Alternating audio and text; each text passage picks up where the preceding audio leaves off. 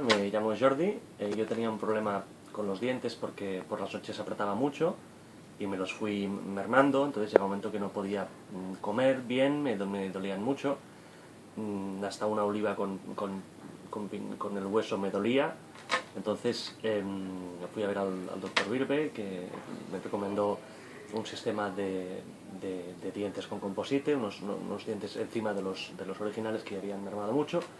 Y gracias a este sistema, pues ahora estoy perfectamente, puedo comer de todo, helados y de todo. Y esto junto con la célula de descarga se llama, para poder por las noches no apretar los dientes, pues estoy mucho mejor y todo va mucho mejor. ¿Lo volverías a hacer, Jordi? Por supuesto, y lo recomiendo que lo hagáis todos.